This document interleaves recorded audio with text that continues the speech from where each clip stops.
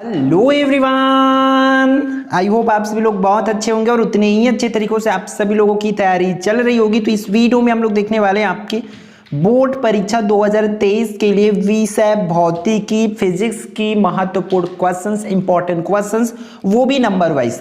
मैं 3 marks, 4 marks और 5 marks वाले जितने भी इंपॉर्टेंट क्वेश्चंस है कंप्लीटली आपको इसी वीडियो पर बताने वाला हूँ। ये वीडियो जो है दोनों मीडियम, हिंदी और इंग्लिश दोनों मीडियम वाले लोगों के लिए, तो वीडियो को बहुत ध्यान से देखना। जितना भी क्वेश्चंस बताया जा रहा है उसके अच्छे से आपको तैयारी कर लेना है, प्रैक्टिस आपको कर लेना है, ठीक है। तो सबसे पहले हम लोग जो सेक्शन सी है, सेक्शन सी में आपका 3 अंक वाले क्वेश्चंस आता है जहां से लगभग 12 क्वेश्चंस पूछा जाता है। तो उसके लिए हम सबसे पहले इंपॉर्टेंट क्वेश्चंस देख लेते हैं। तो फर्स्ट क्वेश्चन आपकी स्क्रीन पर है, क्या बोला जा रहा है कि विद्युत वाहक बल और विभवांतर में आपको क्या करना है, अंतर लिखना है, ठीक है। तो आप लोग इसका नीचे वाले इंग्लिश मीडियम वाले नीचे जो भी लिखी हुई उसको आप लोग रिफर कर सकते हैं। क्लियर है। नेक्स्ट क्वेश्चन की ओर चलते हैं। आपका क्या है कि कृषि वृत्ताकार कुंडली के स्वप्रेरण गुणांक से आप क्या समझते हैं, मतलब इसके आंसर्स में आपको क्या लिखना है कि जो स्वप्रेरण गुणांक होती है उसके बारे में बताना है। फिर उसकी मात्रक, विमी सूत्र और प्रभावित करने वाले कारक, इन सभी चीजों को आपको लिखना है। क्लियर। फिर नेक्स्ट क्वेश्चन की ओर चलते हैं। इस पर क्या बोला जा रहा है कि नीचे दिए हुए लॉजिक गेट को पहचान कर। तो लॉजिक गेट वाली भाई मैं सिर्फ एक लॉजिक गेट रखा हूं, आपको क्या करना है जितने भी लॉजिक गेट है आपके पास, ठीक है, जितने भी लॉजिक गेट वाले क्वेश्चंस है कम से कम उसको आप लोग कर लेंगे, क्योंकि एक लॉजिक गेट को रखा गया, सिर्फ इसी लॉजिक गेट वाला सबको एक साथ नहीं रखा जा सकता था। तो जितने भी लॉजिक गेट वाली क्वेश्चंस है सबको बहुत अच्छे से आपको कर लेना और साथ ही साथ उसका आपको बुलियन व्यंजक और सत्यता सारणी दोनों जो है बनाना है, ठीक है। तो फिर आगे देख लेते हैं आपका नेक्स्ट क्वेश्चन की ओर। क्वेश्चन नंबर 4, क्रांति कोण किसे कहते हैं, इसका अपूर्णांक से संबंध उत्पन्न कर उसे प्रभावित करने वाले कारकों को आपको लिखना है। क्लियर। फिर नेक्स्ट क्वेश्चन की ओर बढ़ते हैं। क्वेश्चन नंबर 5 आपकी स्क्रीन पर आ गई। इस पर क्या बोला जा रहा है कि एनालॉग और डिजिटल सिग्नल में आपको अंतर लिखना है 3 मार्क्स के लिए, तो नंबर सिस्टम के अकॉर्डिंग ही आप लोग लिखेंगे, ठीक है। फिर सी विधा में एनपीएन ट्रांजिस्टर, तो इस तरीके से जितने भी ट्रांजिस्टर की जितनी भी विधा होती है सबको आपको कर लेना है बहुत अच्छे से। तो जो इंपॉर्टेंट है वो हम आपको दिखा रहे हैं, ठीक है। फिर नेक्स्ट आपका क्वेश्चन नंबर 7, लेंज की नियम लिखित था, इसकी सहायता से आपको प्रेरित धारा की दिशा कैसे निर्धारित की जाती है उसको आपको एक्सप्लेन करना। फिर फ्रिंज चौड़ाई से आप क्या समझते हैं, इसकी सूत्र लिखकर प्रभावित करने वाले कारक। देखो सेम टाइप के क्वेश्चन है, इसको बहुत अच्छे से आपको करना है। प्रश्न क्रमांक 9 में क्या है कि एक टीवी टावर पर लगे एंटीना की ऊंचाई h है, ठीक है। इस एंटीना के द्वारा प्रसारण कितनी दूरी व कितने क्षेत्रफल द्वारा किया जा सकता है, उसके लिए व्यंजक आपको बनाना है। क्लियर है। ये इंपॉर्टेंट क्वेश्चन है भाई, बहुत ध्यान से आपको करना है। 10वां, सेल के आंतरिक प्रतिरोध से आप क्या समझते हैं, इसका व्यंजन उत्पन्न करना है और इसको प्रभावित करने वाले कारक को लिखना है आपको। फिर आपके प्रश्न क्रमांक 11 की ओर चलते हैं। आपका 3 अंक के लिए इंपॉर्टेंट क्वेश्चन में डी ब्रॉगली की द्रव्य तरंग क्या है उसका समीकरण आपको लिखना है, बनाना है। फिर नाभिकीय विखंडन और नाभिकीय संलयन में अंतर। फिर प्रश्न क्रमांक 13 में देखो न्यूमेरिकल है, तो न्यूमेरिकल क्वेश्चन को इसमें बहुत कम लिया गया, तो आप लोग कम से कम जितना भी न्यूमेरिकल आपका इंपॉर्टेंट है, मॉडल पेपर्स, क्वेश्चन बैंक, उन सबको कर लेंगे।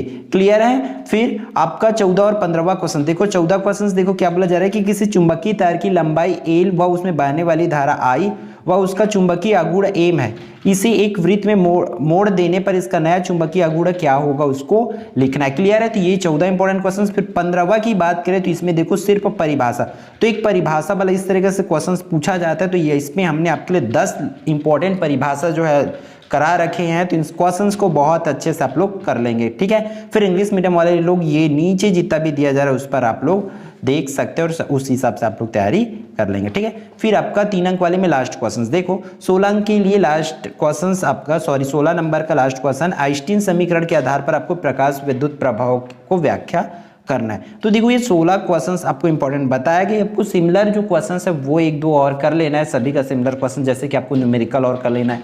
मैं एनपीएन ट्रांजिस्टर वाले में बोला हूँ तो उस पर पीएनपी ट्रांजिस्टर होती, वो ट्रांजिस्टर से रिलेटेड जितने भी क्वेश्चन है वो कर लेंगे। फिर आपकी लगभग जो तैयारी हो जाएगा, और 12 जो क्वेश्चन है वो इसके लिए लगभग आपकी आ जाए, इसमें से मैक्सिमम क्वेश्चंस आने के चांसेस है, तो आप अच्छे से अच्छे तैयारी कर ले ताकि आपका 12 36 नंबर यहीं से कंफर्म हो जाएगा। ठीक है, फिर आगे बढ़ लेते हैं, फिर नेक्स्ट क्वेश्चंस की ओर चलते हैं। इस पर 4 अंक वाले इंपॉर्टेंट क्वेश्चंस में 4 अंक वाले एक ही क्वेश्चंस आएगा। ठीक है, सीधा सा आपका 4 अंक, तो इसके लिए हम 4 से 5 आपको इंपॉर्टेंट क्वेश्चंस दिखा देते हैं जिससे आपकी जो तैयारी करने में सहायता हो। ठीक है, फर्स्ट क्वेश्चन आपकी स्क्रीन पर है, देखो क्या बोला जा रहा है कि वंदना कक्षा 12वीं की छात्रा थी, वह अपने सहपाठियों के साथ विज्ञान केंद्र भ्रमण पर गई। वहां उसने धागे से लटके हुए चुंबक को देखा। उसने पाया कि दोलन करते हुए चुंबक के नीचे धातु की प्लेट ले जाते ही दोलन करना बंद कर देता है। इसका कारण आपको समझ नहीं आया, लेकिन दूसरे सहपाठी के साथ विज्ञान शिक्षक के पास गई और घटना के कारण को ध्यानपूर्वक सुनकर प्रश्न हुई। तो देखो इस पर आपको प्रश्न दिया हुआ है, तो इन प्रश्नों के जवाब आपको देना है 4 मार्क्स के लिए। ठीक है, तो इंग्लिश मीडियम वाले फिर से नीचे जो क्वेश्चंस आप लोग देख पा रहे हैं सबको फॉलो कर लेंगे। ठीक है, फिर आगे बढ़ते हैं आपका नेक्स्ट क्वेश्चन नंबर 2 की, और क्वेश्चन नंबर 2 में भी इसी तरह का बड़ा सा क्वेश्चन है, सिमिलरली क्वेश्चंस है। तो इन सभी क्वेश्चंस को 4 अंक वाले एक क्वेश्चन आएगा, तो लगभग आपको 5 इंपॉर्टेंट क्वेश्चंस मैं दिखा रहा हूँ। इन क्वेश्चंस की आप लोग तैयारी कर लेंगे। ठीक है, ये चौथा क्वेश्चन और इसकी क्वेश्चन आंसर फिर नीचे। ठीक है, ये 5वां लास्ट रहा। फिर हम लोग आपका देखेंगे क्या 5 मार्क्स वाले इंपॉर्टेंट क्वेश्चंस। तो 5 मार्क्स वाले जितने भी इंपॉर्टेंट क्वेश्चंस उसको देख लेते हैं। देखो 5 मार्क्स वाली लगभग 3 क्वेश्चंस आएगी। ठीक है, तो उसके लिए इंपॉर्टेंट क्वेश्चंस मैं आपको बता देता हूँ, 10 से 12 क्वेश्चंस ही है, तो बहुत ध्यान से देखेंगे और इन क्वेश्चंस की तैयारी कर लेंगे। देखो पहला, आंशिक रूप से परावैद्युत माध्यम की टी मोटाई वाली पट्टी की उपस्थिति में किसी समांतर प्लेट संधारित्र की धारिता का आपको व्यंजक लिखना है। तो मतलब ये संधारित्र से रिलेटेड वाली क्वेश्चन है, तो वो आपको बहुत अच्छे से कर लेना है। फिर अगला, गॉस की नियम की सहायता से आपको क्या करना है, रेखीय आवेश के कारण की तीव्रता के लिए आपको क्या करना है, व्यंजक।